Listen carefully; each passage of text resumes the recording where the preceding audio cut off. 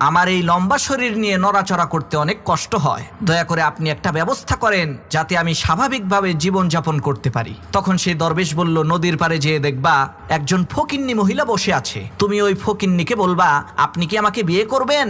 ওই ফকিন্নি যদি অস্বীকার করে না বলে তাহলে তোমার 1 ফিট হাইট কমে যাবে। তো সেই লোকটা দরবেশের কথা অনুযায়ী ওই ফকিন্নির কাছে যেয়ে বলছে, আপনি কি আমাকে বিয়ে করবেন। ফকিন্নি বলছে না। তখন সাথে সাথে 1 ফিট হাইট কমে গেছে। লোকটা চিন্তা করলো 8 ফিট লম্বা, এটাও তো কম না, আর একটু খাটো হইলে ভালো হবে। সে আবার ওই ফকিন্নি মহিলাকে বলছে, আপনি কি আমার সাথে বিবাহ বন্ধনে আবদ্ধ হবেন। ফকিন্নি বলছে না। সাথে সাথে আর 1 ফিট হাইট কমে গেছে। লোকটা চিন্তা করলো 7 ফিট লম্বা, এটাও তো কম না, আর 1 ফিট খাটো হইলে আমাকে দেখতে আরো সুন্দর লাগবে। এই চিন্তা করে লোকটা সেই ফকিন্নি মহিলাকে আবার বলছে, আপনি কি আমাকে বিয়ে করবেন। তখন সেই ফকিন্নি মহিলা বলছে, না না না না না। তখন সাথে সাথে লোকটা একেবারে ছাগলের বাচ্চার সমান হয়ে গেছে।